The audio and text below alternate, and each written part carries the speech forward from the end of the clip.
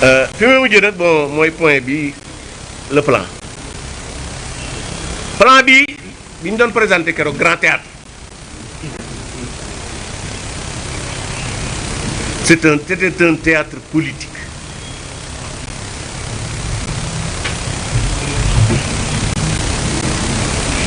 mooy lii plan bi tur wi rek déjà de Pastef da cee wax lu dëgg ndax dañ ko tuddee redressement économique et social noonu la tudd no ci français plan bi économie néew ci social néew ci ñu tuddee ko ci wolof jubbanti koom xam nga koom mooy lan l'économie c'est la production de richesse mi ngi tàmbalee ci soxna si jaay caaf ci koñ bi ba ci Sonatel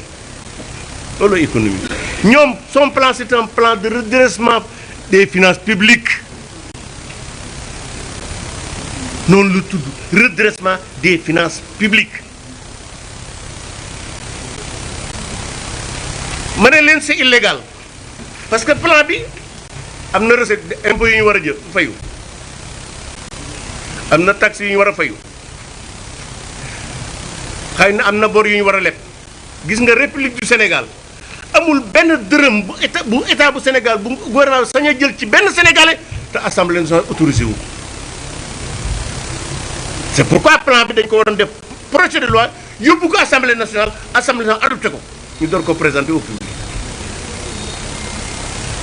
même seen agenda 2050 bi sax c'est illégal amul statut benn juridique et loolu boo ko waxee dinaa ci ñeme parce que Macky Sall ba mu defaree PSE ba pare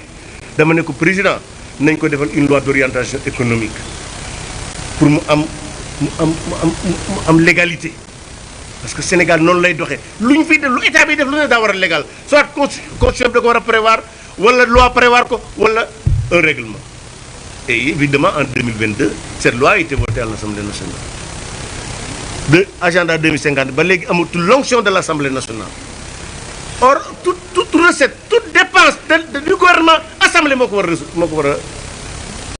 autorisé. Quand c'est une ligne de plan de redressement économique et social, qui est un plan de redressement financier, il est illégal. Il est inutile. Parce que Djangoro Djimé, il fait tout. Au contraire, ça veut dire que Djangoro les donne. Il est dangereux. Tout à fait, c'est dangereux. Vous savez, dégg ngeen fan yi Bayrou François Bayrou premier ministre France ñu présenté plan Bayrou xam naa xëy na Sonko da ko dégg ne xaaral ma def plan Sonko mais xam nga lan mooy différence bi en France c'est le premier ministre qui définit la politique de la nation, ce qui n'est pas le cas du Sénégal. Au Sénégal c'est le président qui définit la politique de la nation et non le premier ministre. En se substituant au président de la République, Sonko procède par un putsch politique. Parce que amul benn disposition bu nekk fii bu ko may dara bu ko may lu tolloog tarfatal ay ni pour muy def pour mu présenter lii mu présenter lii. Mais li gën a grave sax nag mooy l'inutilité. boo ko bëggee xam journaliste nag déedéet na ngeen may dimbali di lire li gars yi di bind parce que bu ngeen ko def da ngeen di noppal seen bopp noppal nit ñi.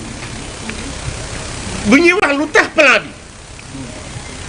parce que boo bëggee xam plan bi ndax dana am njëriñ wala du xam da ngay wax xool li tax plan bi jóg. Sonko nee na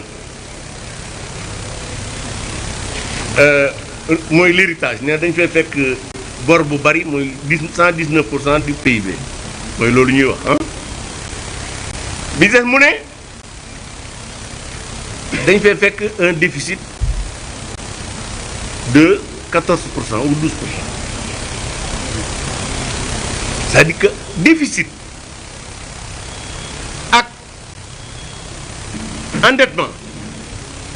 dafa am nu ñu koy fajee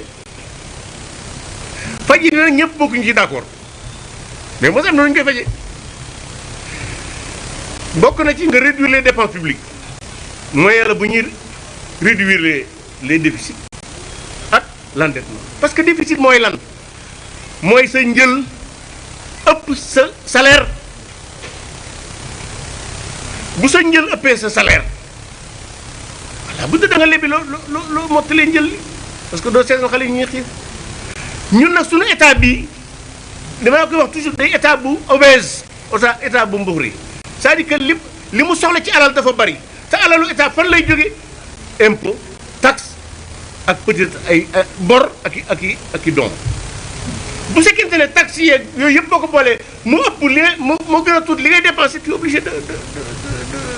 nga dem lebi kon encore une fois ñoom li ñu ne moom lañ bëgg a faj tudde ko réduction traite la man gëwma loolu man li ma jàpp mooy état bu Sénégal bii depuis 1960 daa nekk fépp nekk ci lépp te man li ma gëm mooy am na lu bëree bëri loo xam ne état mën na cee seppi loxoom bàyyi ko le secteur privé l'exemple de la Sonatel les télécommunications état du Sénégal moo ko doon gérer ñu génne téléphone jox ko créer ko société français en partenariat avec la France gis ngeen tey jii ça fait partie l'un des fleurons de l'Afrique pendant ce temps gis ngeen poste ni mu mel tey jii boo xoolee dégg naa ne ñu ne dañuy créer 2000 boutiques Sonadis alors que Auchan a été créé la même année que Sonadis Auchan est devenu une multinationale Sonadis fay na bu yàgg bàyyi fi bor kon encore une fois jàpp naa ne bu fekkee dañoo bëgg redresser les finances publiques là aussi lu normal la parce que même 70% du PIB de la dette pour man c'est trop rawatina ci mu ëpp déficit bi aussi bu fekkente ne yow li nga bëgg a def daa ëpp li nga mën loolu mooy indi déficit kon boo bëggee di xeex déficit bëgg a xeex na mu tuddati endettement du ay 100 milliards d'économie ngay def il faut aller plus loin loolu man mooy suma position ci affaire bi parce que 100 milliards franchement c'est rien du tout et li gën a garaaw nag du loolu Ousmane Sonko daa gëmloo woon ñiy jaay caaf ñiy jaay naama raas gone yi raxas woto ne leen su ma faloo yéen ñëpp seen bamb naam seen poste dina fees plan bii 5667 milliards ci poste Sénégalais yi la koy jëlee waxoon naa leen ko fii bis ne leen parce que balaa tàggoog Sénégal ku daan joxe asaka da nga yalwaan yi kon ñi doon xaar ne seen bamba dana naat ci nguuru Diomaye Sonko nañ ko teg fi suuf seen bamba du ci naat au contraire dinañ yokk taxes yi dinañ yokk impôts yi te duñ yokkal dara Sénégalais yi mais li gën a ce qu'il faut retenir surtout c'est le caractère le fait que le président de la République moom moo war a définir la politique de la nation le premier c'est substitué à lui et d'ailleurs boo xoolee même communiqué bi mujj du conseil des ministres dañ ne le texte a été adopté en conseil des ministres texte bi lan la loi la wala décret bu dee loi daa war a dem assemblée nationale avant ñu di ko yóbbu ci mbedd mi bu dee décret daa war a génn journal officiel autrement dit comme li ma leen wax sànq c'était un théâtre politique pour donner l'impression que ñi ngi xalaat que liggéey xalaatuñu liggéeyuñu indi nañ fi projet mujjul fenn agenda 2050 damay wax ne du projet du plan du programme c'était un pamphlet politique pour préparer les législatives bii itam nag je soupçonne que c'est pour préparer quelque chose maintenant Ousmane Sonko bi muy def dëgg nee na woon Diomaye bu mënul na ma jox ah baat daa bëgg a jël ah baat daa bëgg a jël kon encore une fois xam nga tey man personnellement su ma neexoon ma laisser deux parce que yàgg naa wax sénégalais yi waa Pastef yi baaxuñu sénégalais yi di ma tànqamlu tey jii képp koo xam ne même ñi àndoon ak ñoom te gëm leen am nga kersa parce que xam nga ne amuñu programme ils sont pas compétents duñu defar réew mi parce que li mu fi yàq bu doon toog ñu téeméer du ko defar waxuma nag yàq gi mu fi fekk maintenant man en tant que défenseur de la République défenseur du Sénégal je crois que très honnêtement lii ma Ibrahima Ndoye def ak Mamadou Diouf kàddu waaye nag dama leen di bàyyi ak seen bopp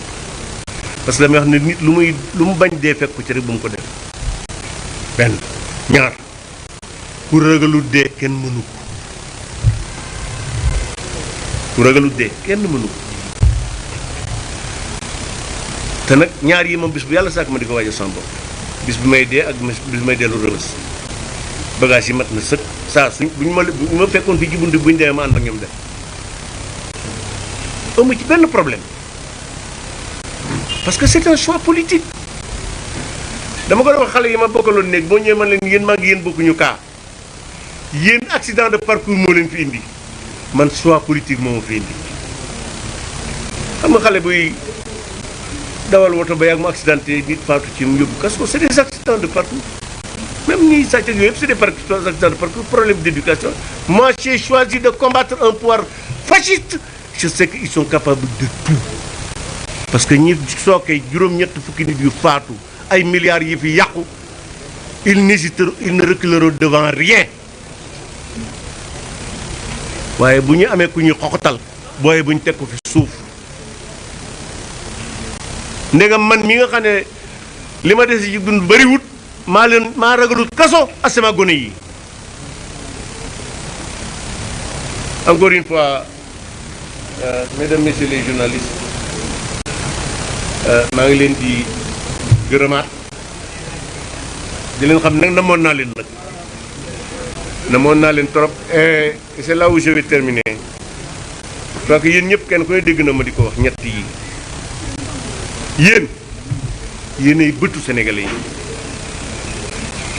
c'est-à-dire yéen a leen di wan lu leen sori yéenay gimiñu sénégalais yi ci yéen la ñuy jaarale li ñu bëgg a wax nit ñi di ci jot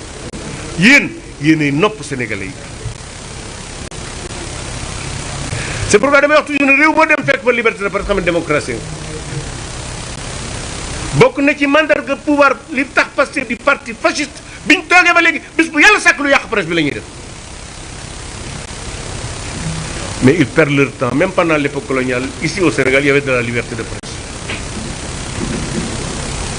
ils perdent leur temps encore une fois moi je vous remercie